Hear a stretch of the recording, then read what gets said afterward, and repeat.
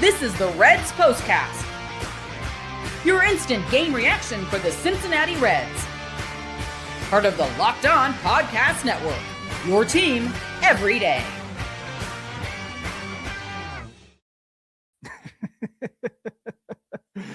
Good afternoon, Reds fans, and welcome to another edition of the POSTCAST, brought to you by Locked On Reds and the Locked On Podcast Network, your team every day. I'm Tim Daniel, lifelong Reds fan, and I am here in my second season here at Locked On, just covering the team. I can't even talk today how hilarious that game was. And I thank you for spending some time with me as we discuss the Cincinnati Reds blowing the series against the San Diego Padres with a 5-4 loss.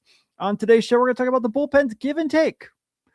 Homers for the Reds, keep them alive. Brady Singer has a really solid start, as best he's probably had all year. And Noelvi Marte starting to look a lot more comfortable at the plate. All that and a whole lot more, but we have to start with the turning point. Time to reveal where the game was won or lost. It's the turning point.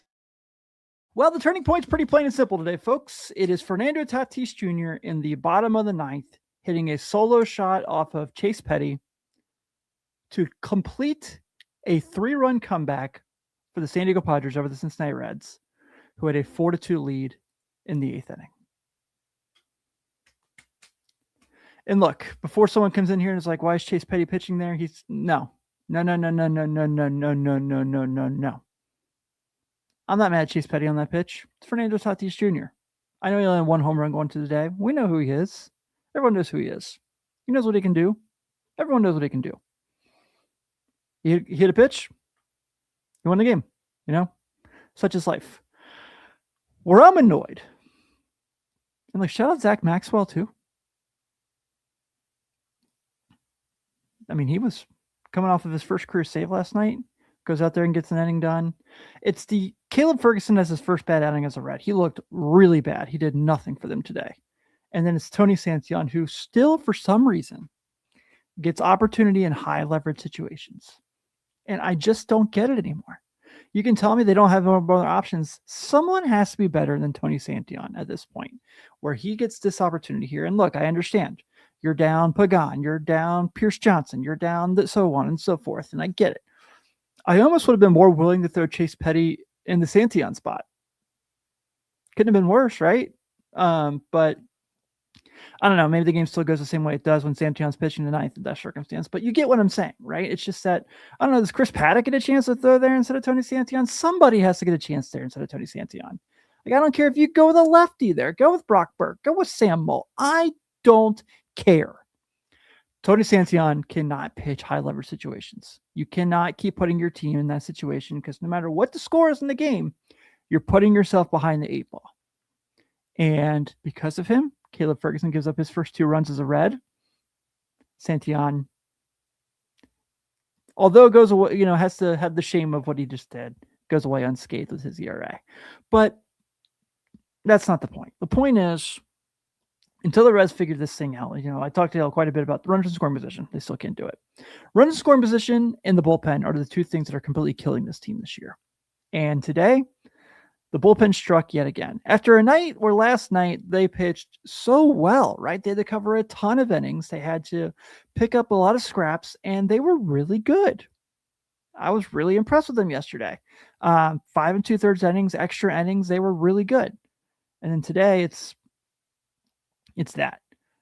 I don't understand how Nick Krall looks at this and thinks like, this is cool. I don't understand how Brad Mader looks at this and goes, yeah, this will be okay. Once we get our guys back, we'll be fine. We can't keep doing this whole, like, a guy coming off the IL is as good as a trade BS that the Reds have done in our past. Like, we're not doing that here, okay? Like, no. They need to go get guys. They need to work on this. They need to get better. And if they don't, we know exactly how they feel about the team. We know exactly how they feel about the fans. We know exactly how they feel about the players in the field. That should not happen. Games like today should absolutely never happen. Like, you're playing I know the Padres aren't necessarily great this year, but you know that they've got some pop in them. You know that they have what it takes to go win games. And if you let them hang around, they're going to do just that. So it's a frustrating loss. I think I'm doing pretty good not getting overly emotional, like I told you guys. But we shall see it there. Hey, you know what though? There's one thing that's kind of going pretty decent for the Reds right now, and that's the fact that they're hitting tanks. This is what you'll be talking about. So there's a lot going wrong with the Reds right now, right? It's been a pretty brutal stretch now for about 5-6 weeks. They're bad, and there's a lot of things going bad. They leave too many guys on base. They can't get people out from the bullpen. They can't hit with runners in scoring position. I don't have to read those numbers off again. Don't worry. What they can do is hit homers. And right now, they're getting a lot of homers. So today, Spencer Steer hits one in the fourth, gives them the 2-run lead. JJ Bleday hits one in the seventh when it's a tie game, gives them a 3-2 lead. Eugenio Suárez hits one in the eighth, makes it a 4-2 game. Gosh, hopefully Gino can start running this some more, because if he gets hot, that just changes so much about this team. So it's great they're hitting home runs. Obviously, today was a wasted day because the bullpen blew it, and that's unacceptable. But what you're starting to see is, like, Elias had a lot of double-digit home runs before he got hurt. Sal Stewart last night obviously hits his 12th, I want to say, of the year. So he's got double-digit home runs. Matt McLean's got to hit a couple homers, hit 3 homers over the weekend. He's swinging the bat much better. I know he wasn't necessarily great today, going 1 for 5 with 2 strikeouts, but, still getting some hits there as well. Nathaniel Lowe's got some homers on his belt, Eugenio Suárez is starting to hit homers. So that's nice to see as well. But that's the one thing this team has going for them. So I think they're like in the bottom 20s in every other statistic besides home runs, and they're in the top 10 for teams. That tells you everything you know about what the Reds are. They are 12 Adam Dunns. They live and die by the bomb. They either hit homers or they don't.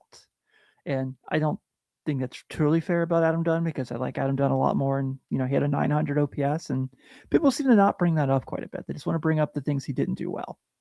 Weird dynamic, but whatever. But yeah, if this team keep homers like that, maybe they can figure something out. Maybe that can kind of be the thing that gets them going. But right now, I have zero faith in this team, especially when you have something like today where Brady Singer was really good, and you couldn't get the job done. Let's talk about that right after this.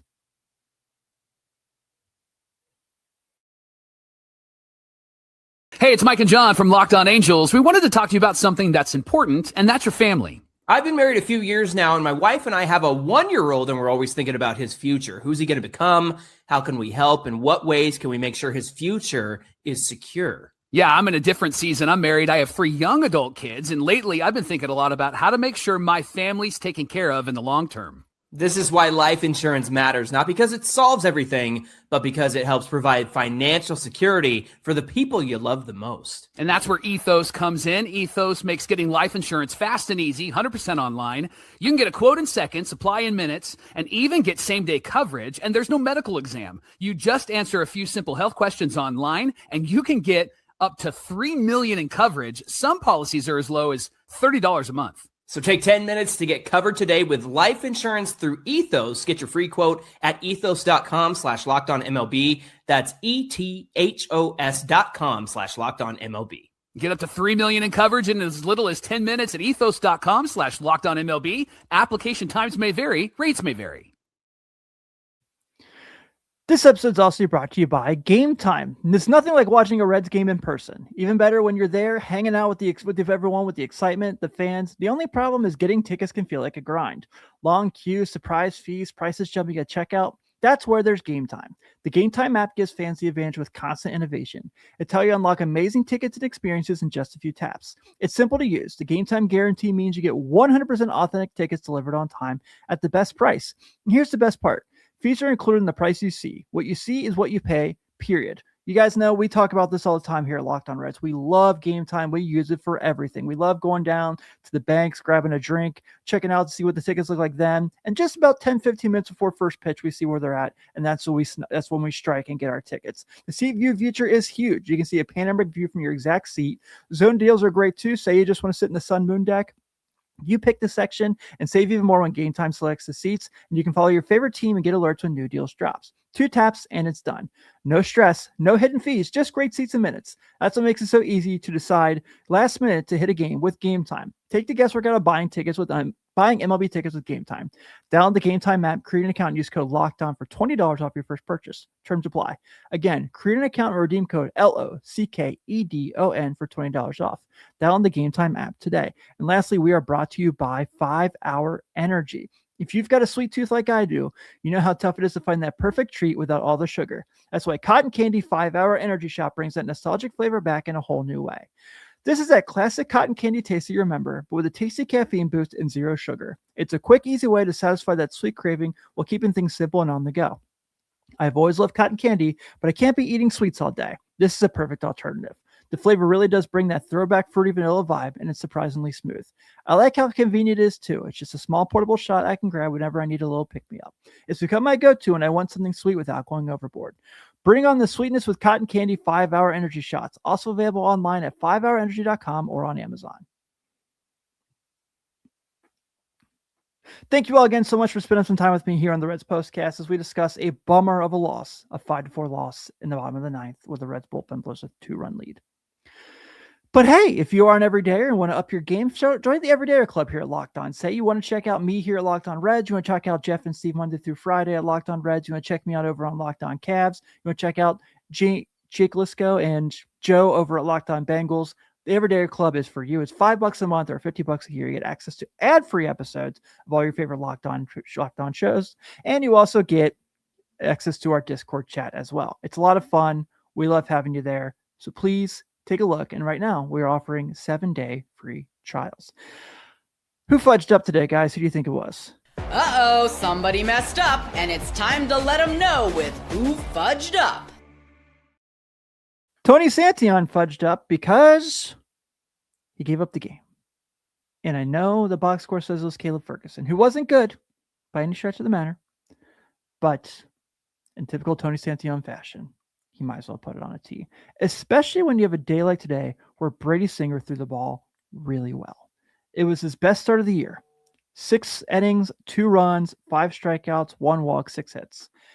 A guy who's been very bad throughout the season, right? He's a guy who hasn't been able to put it all together. Today he did. It was his best game he's had all season. And they needed to take advantage of that, and they didn't. He gave him a chance to win. How many times will I come on here and talk about that with the starting pitcher, right? The Cincinnati Reds starting pitcher left the game, and the Reds had a chance to win, whether they're up 2 runs or they're down or anything else. At the front, it's frustrating. It's a bummer because I think hopefully this means he's going to start going again. But hopefully he builds off this. It would have been nice for him to get a win today. I think he certainly earned the right to have a win today. And that's what part that's just really frustrating.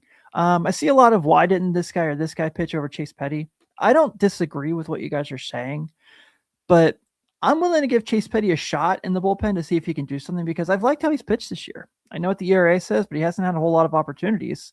But I'm willing to see what he can do. And maybe I don't throw him there in the 9th. Maybe I go to Antone or somebody, but I'm willing to see if he can stick there because they need all the help they can get in that circumstance as well. Let's talk real quick about our Locked On Player of the Game before we get to our final segment.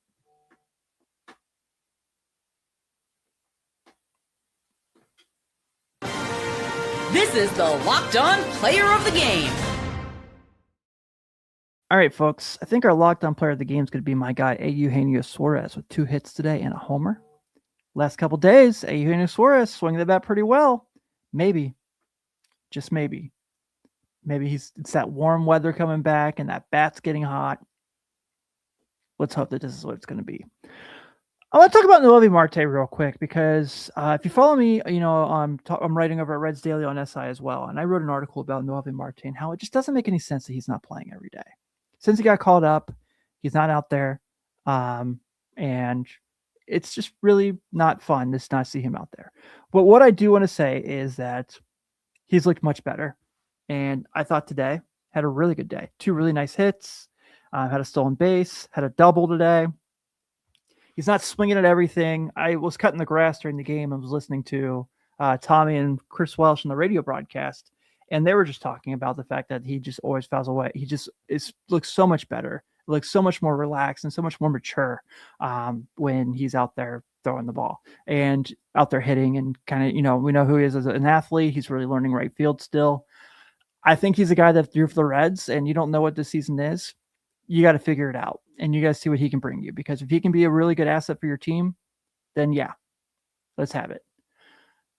I'm going to say one more thing before we get out of here. I just saw this pop up here. I need to apologize about this. Comment section, I love having you guys here, okay? I love talking baseball with you guys. I love that I am your place when you guys need to vent about how bad things are going. I'm all for that. I have families who watch this, and I have families who tell me that they really enjoy this. So please, I just beg you. I got a one-strike policy on cursing. Don't do it. I understand you're mad about the game, but I want people to come in here and say a dad's watching this with his son. I want them to be able to come in here and have a good time and not worry about what's going to be in the comment section, because I came up with my dad showing me Reds games and talking with people, and it's what made me love baseball. And I hope I can pass it on to other people as well. So I'm just going to say it there. I'm not going to add any more to it. I'm just saying, please no cursing in the comment section. It's a family show. But the Reds do unfortunately lose today to the San Diego Padres, 5-4. Padres have 5 runs on 11 hits, no errors. The Reds have 4 runs on 10 hits, no errors. Your winning pitcher, which is another gut punch, former Cincinnati Red Wandy Peralta gets the win for his first one of the year. Chase Petty takes his first loss of the season as well. The Reds are off tomorrow, thank goodness, for they come home for their only weekend home trip this month, as the Cincinnati Reds will take on the Arizona Diamondbacks. Nick Lodolo will be on the hill for the Reds. He is 2-1 with a 5.51 ERA. The Diamondbacks have not quite announced who their pitcher is going to be yet, but first pitch will be at 7:15. That is an Apple TV game, folks. So yes, we can all complain on Friday night about how it sucks that we had to spend $100 to watch the Reds play, but we can't watch them. I had to buy another service to watch them on another service, and on another service, and another service. I know, but yes, Apple TV. So I'll probably be here about 9:45, 10-ish on Friday night. Everyone, thanks so much for hanging out. I know today wasn't very fun to be a Reds fan. It started fun, but didn't end fun. But I'll be back here on Friday night. Please be sure to stay tuned in for Jeff and Steve for the next couple of days as well. I'm Tim Daniel. Have a good rest of your evening. Go Reds. I'll see you on Friday.